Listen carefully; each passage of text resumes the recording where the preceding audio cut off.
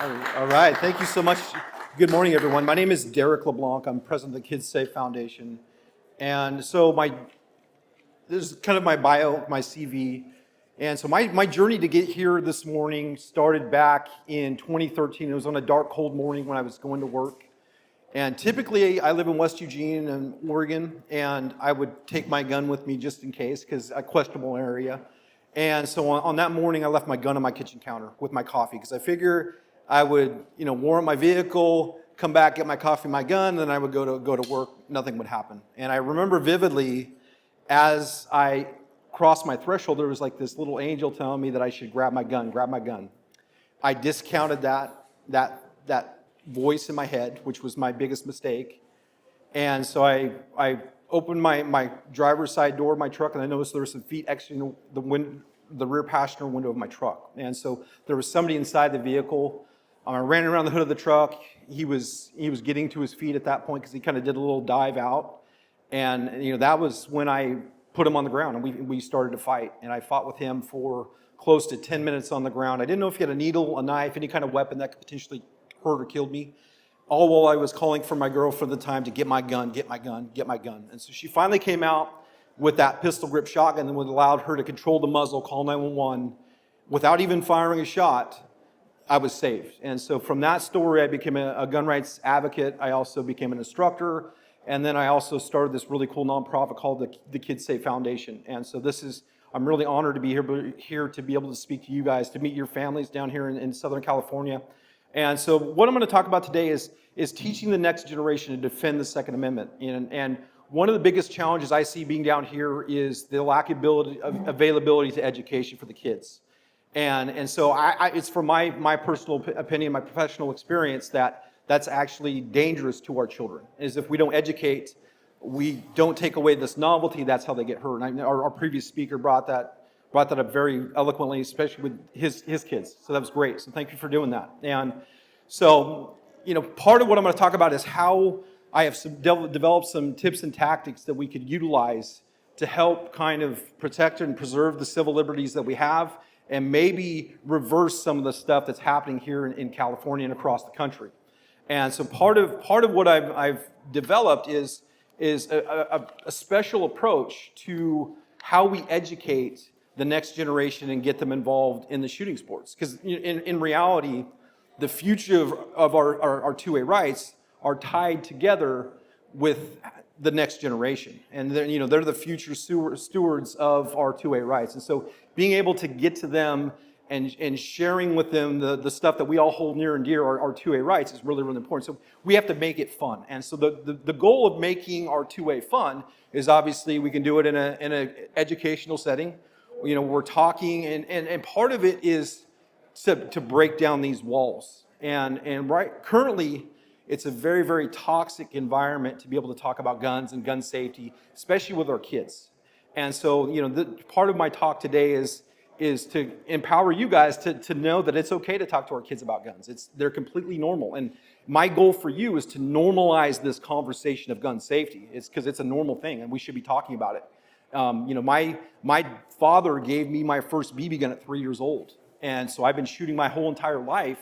And what's awesome for what I do now is I'm able to give that experience back to a young child.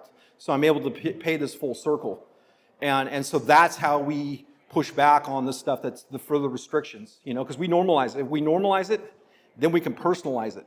When we personalize it, then we make it relatable. And so that's our goal today. And so part of making the 2A fun is making it so it's inviting.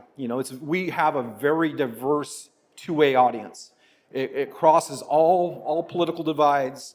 It crosses all socioeconomics, all of our race, ethnicity, gender as well. Because at the end of the day, the one thing that we all have in common is this 2A right. And it far surpasses anything that they try to say that it is. And so back to kind of the history of what we do as an organization. Back in 2019, I wrote a Senate bill in Oregon that would authorize our program for all first grade public schools. And so we started the process legislatively, And so part of that process was just learning how to navigate the system. And so my goal would be to figure out how to work with local San Diego gun owners would be a great organization to work with to roll this, and let's start having this conversation. And right now, what's the most challenging for us as gun owners is there's no equal conversation here. It's either you're for it or you're against it, and there's nothing in the middle. And there's a lot of us, I bet, could identify that we're in the middle, and we're caught between these two factions. And all we want to do is, I don't know about you, I just want to be left alone. Like, I'm safe, I'm responsible, I protect myself because that's my responsibility. I protect the people that are around me, my loved ones. Part of that is through education of the kids, but also proper storage of my firearm when I'm not in control of it. And so that's a very, very important component to that. So my goal going forward with working with local groups is to just let's normalize this conversation. You guys can say it with me. Guns are normal. Guns are normal. They're completely normal. They're completely safe. I could have a gun right here, just sitting here. It's not going to mysteriously and magically go off. It takes input, right? It takes this, okay? So it's very common that our gun is demonized. Lawful, responsible gun ownership is demonized. And one thing I want to talk to you guys about today in my talk is to know that it could be lonely here. You might feel alone, but just know there's people all over this state, there's people all over this country that are just like you. And so if I can empower the women, the children to know that obviously for defense purposes, the gun is the most important tool that we have in our toolbox. And so when I make it fun, we take it from the classroom, then we go to the range, and we get to reinforce the safety aspect of what we do. And the goal is, once again, normalizing that conversation, making it relatable, which is my next topic, is making the 2A relatable. No matter what we enjoy, could be black rifles, it could be handguns, it could be shotguns. What we all can relate to is the safety aspect, the importance of education, and obviously the practice, And so when we're talking about making the 2A relatable, it's we involve our children. We make sure our children are safe. We make sure we teach them the right way. That way it prevents accidents, okay?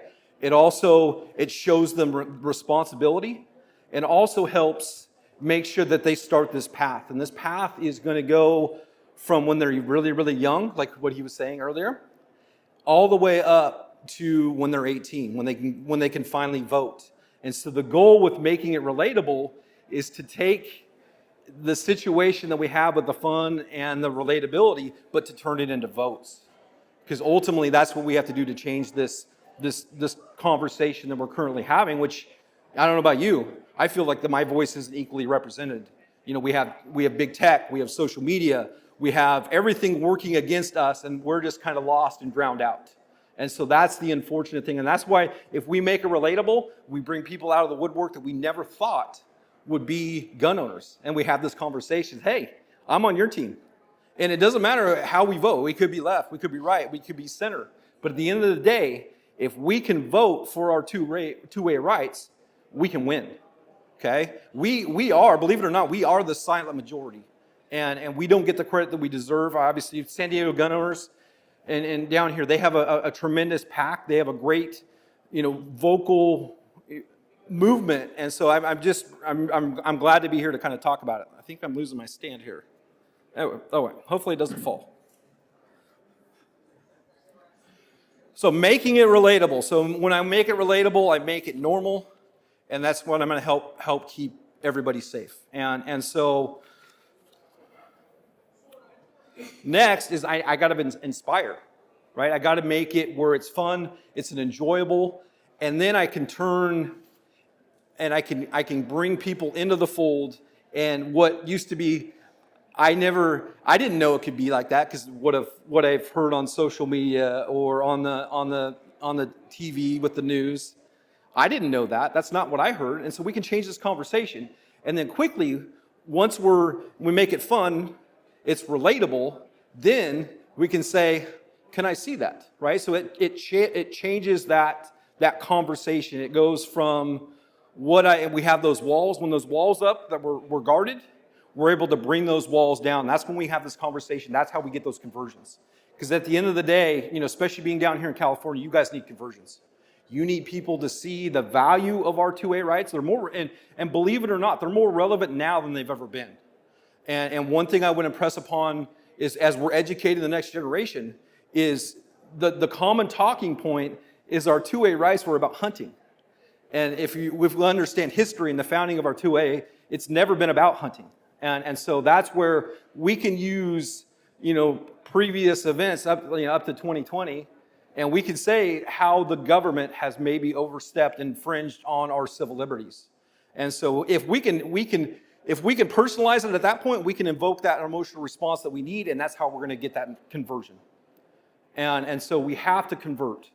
And so that's what getting the young children involved is so important. And that's what I've made it my mission. And so as an organization, the Kids S.A.F.E Foundation, I'm very pleased to announce that we went over 29,000 kids reached in 5 states yesterday here in San Diego. And I'm going to do a really special social media post about it. I'm trying to put my words together because it's a really important milestone for us as an organization. It's something I'm really, really proud of.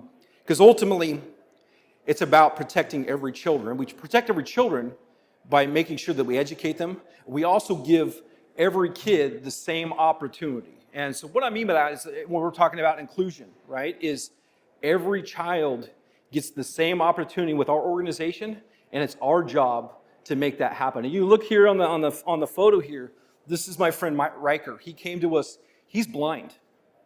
And so what I used to do when we're talking about accident prevention and teaching kids that we don't want them touching guns, like what he said earlier, stop, don't touch, run away, tell a grown-up, those 4.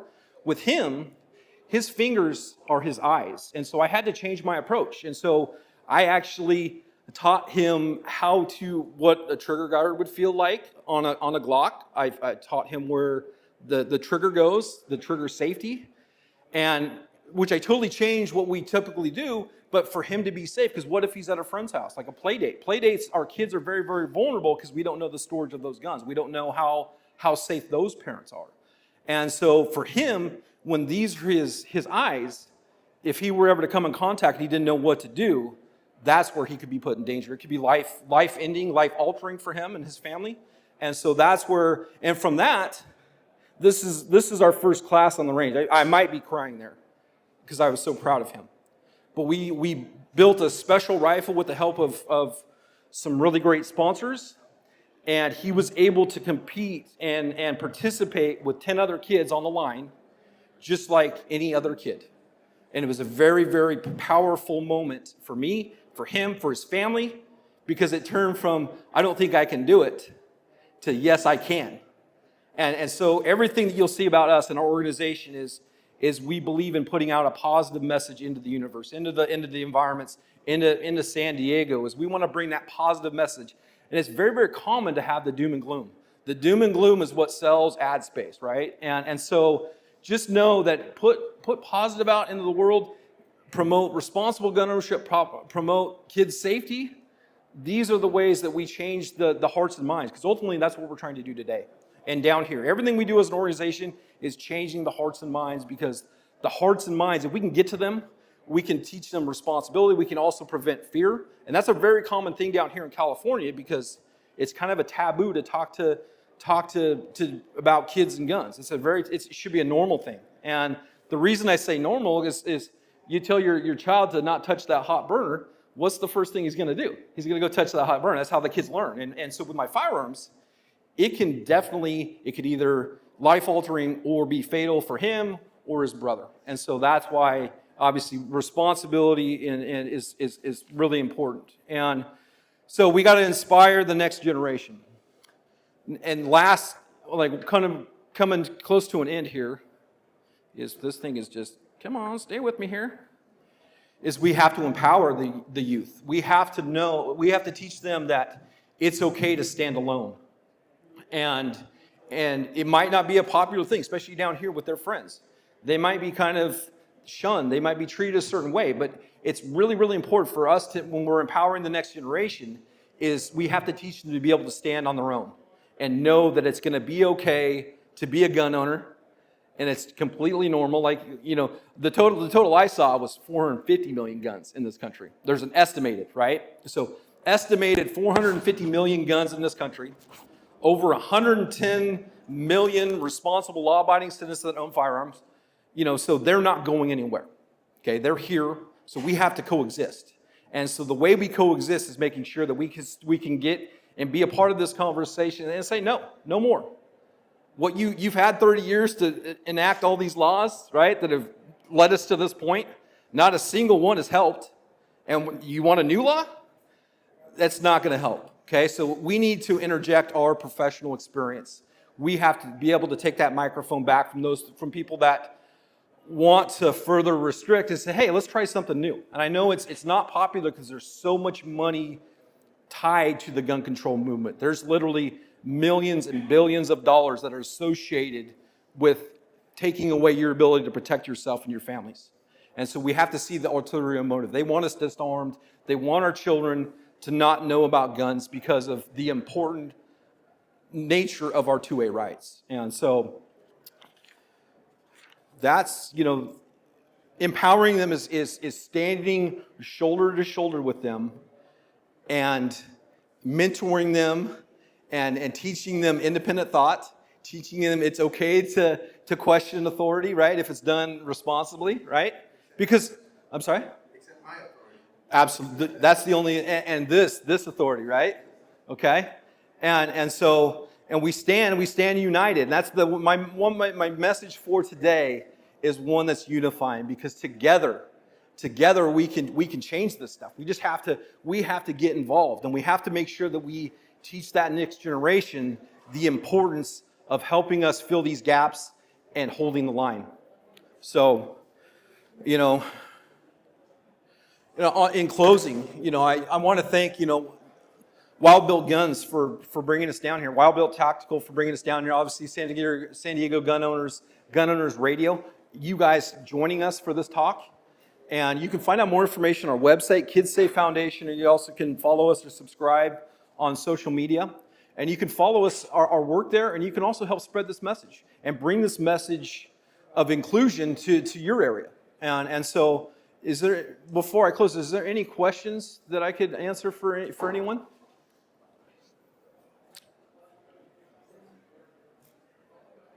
Did anyone raise one? Yeah. Oh, here. And then I'm just going to hold that. What's typically the age range of the kids that you educate? The earliest, the better. And depending on the situation, right? So four is a great age because they're into things, right? And that's when we're talking about what to do if they come across a gun. So stop, don't touch, run away, tell a grown-up. We're also educating the parents on the importance of secure storage when that gun's not on our person. From Oregon, I carry a gun everywhere I go, where I can legally, right? But when that gun comes off me at the end of the night, it goes inside of a form of secure storage. That way I help protect the children. I also help prevent theft that way.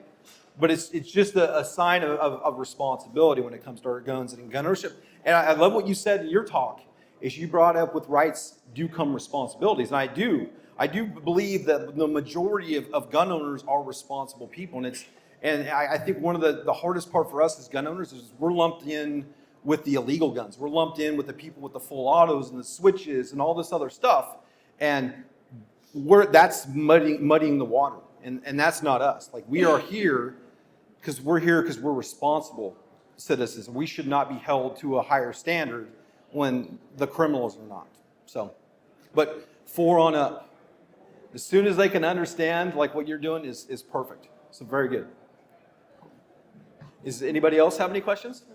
And I'll just hold this. Okay. So how are you getting the word out? I mean, this is the first time I've seen it because I, listen to Gun Owners Radio, belong to A Girl and a Gun, belong to San Diego County Gun Owners. So, and I have 12 grandkids, and we've taught them safety and had all of the women go to a women's group and the men go to the men's groups to learn about safety. So what's your process of getting the word out here? So you certainly can't go to a school, can you? I do in Oregon. Oh yeah, for sure. I'll go in. I'll be in a school in a week. I'll be up there. It's obviously comes down to legislation, public school, yeah, absolutely. Typically, you have to get involved, right? So part of what I'm doing is next week I'm actually going in front of a city council. I'm going to present our program because I'm applying for a permit to be able to blow up a BB gun range because there's a city ordinance. So it's really important we understand the city ordinances, right? So a city ordinance will sometimes prevent you from doing a certain purpose, but if you read the fine print and you figure out how I can get approval, then you can go in there and ask that city council, hey, I got this, I'm insured, I'm legal, I'm trying to do the right thing, can you support what I'm trying to do? And so I'm probably going to, where I'm going in the state of Oregon, I'm probably going to get a 7-0 in favor, so that's great.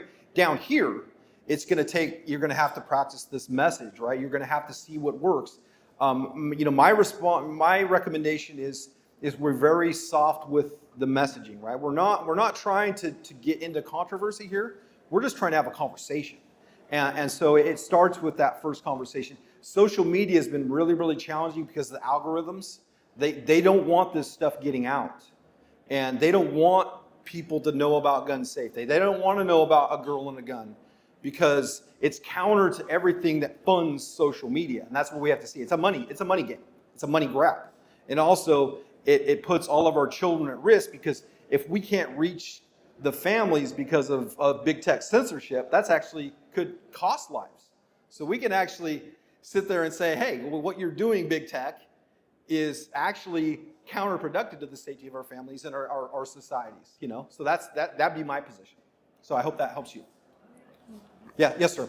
So I know Portland, Oregon's a pretty left-wing area.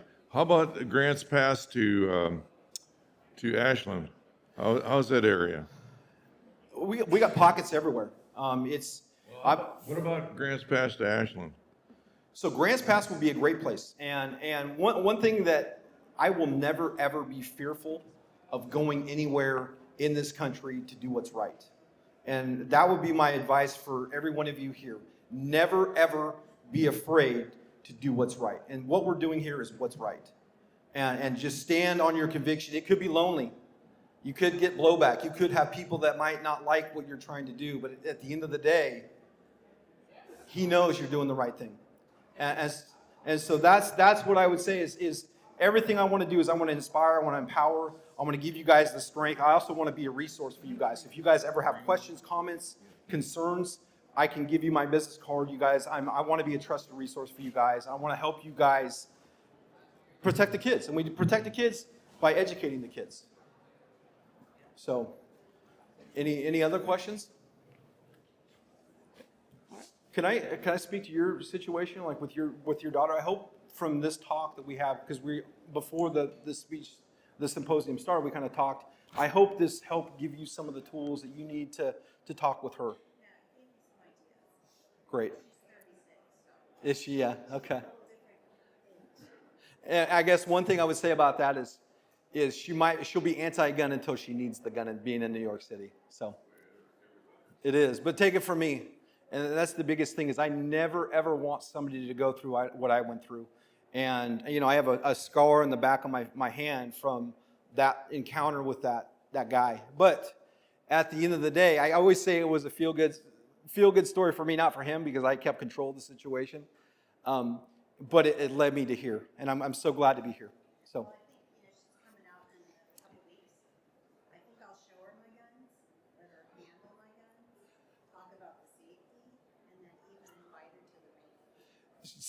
Absolutely.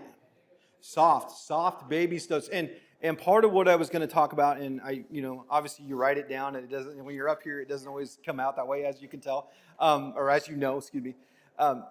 It's just kid gloves. Treat it like it's kid gloves. Obviously, when I'm in a class, like I have a class here at 2 from 2 to 3, and I wish I could actually demo the guns that I have, because I show the parents, the kids, how to properly unload a semi-automatic, right? Is obviously we're dropping our magazine, we're racking the slide. So you can use dummy rounds and you can kind of show her these process and also do it in reverse. So I always do it in reverse. I do it in the class to quiz the kids so what did I do differently? So what I'll do is I'll rack that slide and then I'll drop the magazine and then they have to think about it for a moment. What did I do differently? And it's kind of a little pop quiz for them. Some of them get it, others don't. And so when let's say I rack that slide, then drop my magazine, the gun's still loaded, what I would do then, and if they say, oh, it's unloaded, I go, are you sure about that? I said, do you want to bet your allowance? And if they say, oh, no, and then at that point, I eject that dummy round. I say, you see this one? It's that one that will hurt or kill someone. And that's where we reinforce everything that we just learned. So, anyone else? Yeah. So if you're a parent, you're requiring the responsibility of raising that child, it's safe. Yes. And parents are anti-gun. Basically, their approach is wish it away. Right there. I don't want my child to have anything to do with guns. Absolutely. And here's the problem. Your child is going to get educated in guns. And if he doesn't get properly educated by, an instructor who's, doing the right thing and teaching them proper gun safety, they're going to get educated in video games. Every single 100%. boy in this country 100%. is on video games Yep. where they are shooting them up.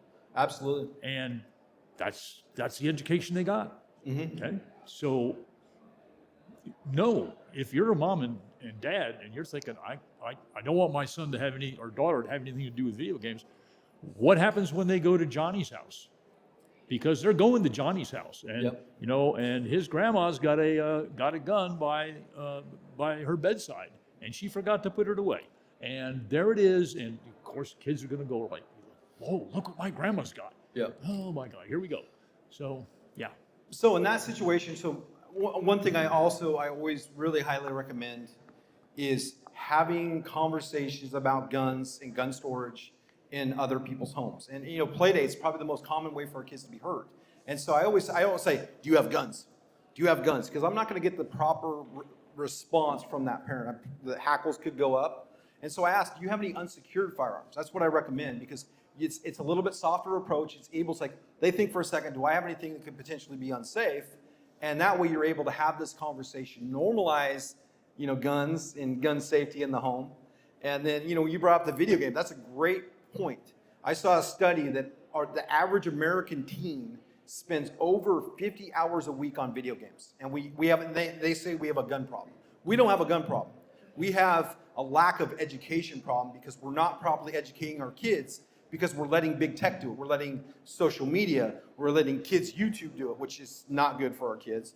And we're also letting video games raise our kids. So it's as parents, when we're talking about empowerment, is we have to be present as parents. I know it's busy. I know it's hard for us to do everything that we need to do within the day, but at the end of the day, we cannot let big tech raise our children. It's our responsibility. And so that's another thing that I would bring up. And just know that everything that they see, they're sponges.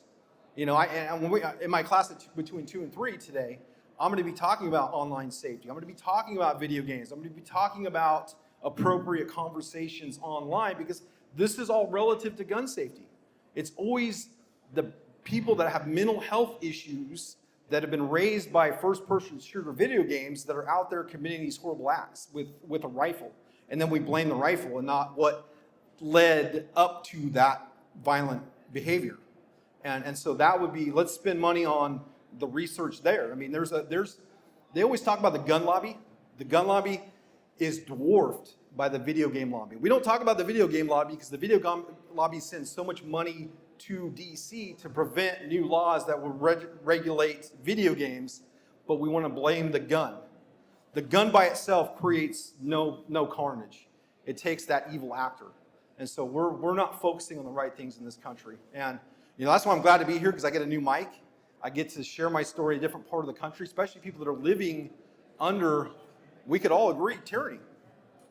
So, this R2A rights are more relevant now than they've ever been. And the only way we keep them and protect them is making sure that our kids know the responsibility that goes into having them. That's my TED Talk. Anybody else? Well, thank you. We're actually shooting BB guns next door. If you guys want to come see what we do, you can learn more about our organization. But I appreciate you guys coming here and listening to me talk. Thank you.